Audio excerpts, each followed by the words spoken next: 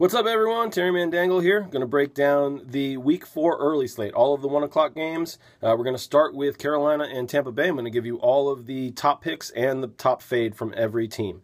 All right, so we're going to start with Carolina. The top pick for Carolina is Cam Newton.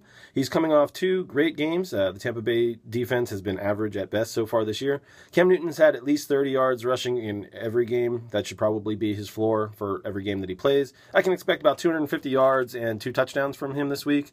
If he adds one on the ground, then that will put you over the top in most tournaments, and he's safe for cash.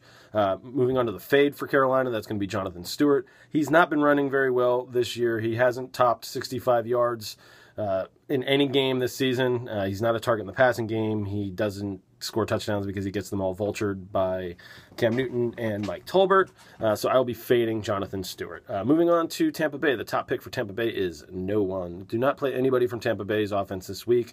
Carolina's defense is just too good. They have a good pass defense, a good rush defense. I'll be fading all of the Bucs this week. If you want a specific fade, I will be specifically fading Doug Martin. The Carolina rush defense is 4th in the league. Martin would need to go over 100 yards or score a touchdown to pay off his price, and that's not going to happen. I wouldn't trust either of those to happen. So, moving on. Next game is Houston at Atlanta. Houston's top target is going to be DeAndre Hopkins. Atlanta's defense has given up the best pass or receiving days to both Odell Beckham Jr. and Jordan Matthews. DeAndre Hopkins is 5th in the league in targets. He's 4th in the league in red zone targets. He is going to be the best player in this offense on Week 4. Moving on to the fade, it's going to be, okay, so Arian Foster says that he feels good and there's a chance that he's going to play. So I'm going to talk about Alfred Blue as though he's going to start the game, but just keep in mind that there's a chance that Arian Foster could start this game. But the Atlanta run defense has been pretty good so far this year against yards. We saw them get torched for touchdowns last week, but if you look at what happened in the first half, Joseph Randle had 93 yards in the first half and 3 touchdowns, which is awesome. But if you look at the second half, he had -6 yards. He ended the game with 87 yards. So I'm going to be fading Blue. The Atlanta defense seems to have problems with passing backs, and that's not Blue. Blue is not a passing back. Plus, like I said, Arian Foster might play in this game, so I don't trust him either. I don't trust any of the running backs for Houston tomorrow. Moving on to Atlanta, the top pick is always going to be Julio Jones. He's the best receiver in the NFL. Mike Evans torched this defense for 7 catches and 101 yards last week. Jones has had double-digit receptions the last 2 weeks. He's had over 135 yards receiving in every week so far this year. He does have a hamstring injury, but he's likely to play. I would monitor that closer to game time, but he should be fine. So we're going to be playing Julio Jones this week. The top fade for this Atlanta offense is going to be Roddy White. He is barely a part of this offense at this point. He has no catches in the last 2 weeks. He had no targets last week. He was only targeted once the week before. So that's going to be an easy fade for me. No Roddy White. Moving on to the next game, Jacksonville at Indianapolis. We're going to start with Jacksonville. The top target for Jacksonville is going to be Allen Hurns. He's not going to have to play Vontae Davis, which is good. He will likely be facing a 4th string cornerback because the 2nd and 3rd string cornerbacks for Indianapolis are injured. So they should be behind all game and passing in the 4th quarter. I would expect Allen Hurns to have a nice day, especially at his price. He's very cheap. Moving on to the fade for Jacksonville, I'll be fading Allen Robinson. Like I said, he will have to face Vontae Davis. That's too hard of a matchup, and he's too expensive for that hard of a matchup. So I'll be fading Allen Robinson. Moving on to Indianapolis. Top pick for Indianapolis is going to be Andrew Luck. He has a great matchup this week. The Jags are bottom 3 in passing yards allowed. They're coming off back-to-back 350-plus yards allowed in back-to-back weeks. Luck has been shaky so far this year. He's had 7 interceptions, but the Jags have only intercepted 1 ball this year. I expect Andrew Luck to have a very, very nice game. Moving on to the fade for Indianapolis, that's going to be Coby Fleener and Dwayne Allen. Dwayne Allen should be back for this game, but even if he wasn't, Jacksonville hasn't allowed more than 4 catches to any tight end this year, except for Gronk. Gronk is the only one who caught 4 balls against them, and that's all he caught. That's pretty good holding Gronk to 4 catches. Moving on to the Kansas City at Cincinnati game.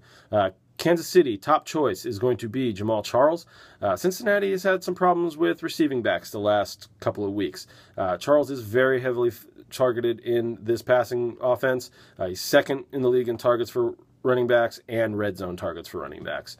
So we're going to be playing Jamaal Charles. The fade for this game is going to be the defense and special teams for Kansas City. Dalton has only thrown 1 interception so far this year. He's only taken 2 sacks, and they've scored 24 points in every game. That's not a recipe for success for defense or special teams. I'll be fading Kansas City's defense this week. Moving on to Cincinnati, the top pick, or picks I should say, for them is Andy Dalton and A.J. Green. They're a good pair to have in tournaments. I would like them this week. They're going up against Kansas City, who has one of the worst pass defenses in the league. They've given up 10 touchdowns so far and only have 2 picks. Dalton's too cheap for this matchup, and Green is coming off a huge game. I like them both, play them both in this matchup. The fade for Cincinnati is going to be Tyler Eifert. Kansas City is top 10 in the league against tight ends. They haven't allowed more than 3 catches to a tight end all year and only have allowed 1 touchdown to tight ends. So we're going to be fading Tyler Eifert. Moving on to the next game, it's going to be New York Giants at Buffalo. We're going to start with the Giants. The top pick for the Giants is going to be Odell Beckham Jr. Buffalo hasn't held a number 1 wide receiver to less than 7 catches all year. Odell Beckham is coming off a huge game. He's had back-to-back 7-catch weeks. He's expensive, but he's got the best matchup for the Giants this week. I'll be playing Odell Beckham Jr. The fade for the Giants is going to be Rashad Jennings. Buffalo has the number 1 ranked rush defense in the league. Jennings only has 96 yards so far in 3 games, so that's an easy fade for me. I'll be fading Rashad Jennings. Moving on to Buffalo. The top play for Buffalo this week is going to be Tyrod Taylor. The Giants are last in the league. I'll repeat, last in the league in passing yards allowed. So they've given up 300-yard passing games to every quarterback they've played this year. They gave up 350-yard passing games to 2 of the quarterbacks they played this year, and Taylor is just too cheap for this matchup. I'll be playing Tyrod Taylor. The fade for Buffalo is going to be no one. I'm not fading anybody from Buffalo this week because they're just too cheap. With the injuries to Shady McCoy and Sammy Watkins, their backups are going to be receiving extra snaps and extra playing time, and they're just too cheap for the amount of snaps and touches that they have the ability to get. The upside for everybody in this offense is pretty big considering their price. So I won't be fading anybody in the Buffalo offense this week. Moving on to the next game is going to be Oakland at Chicago. We're going to start with Oakland. The top pick for Oakland this week is going to be Latavius Murray. Chicago has given up 135 yards rushing per game this season, and Murray's coming off a huge game against Cleveland last week where he had 139 yards and a touchdown. He's very inexpensive for this matchup. I'll definitely be playing Latavius Murray. My fade is going to be Michael Rivera. Chicago's been very good against tight ends this year. That's probably the only thing they've been good at this year.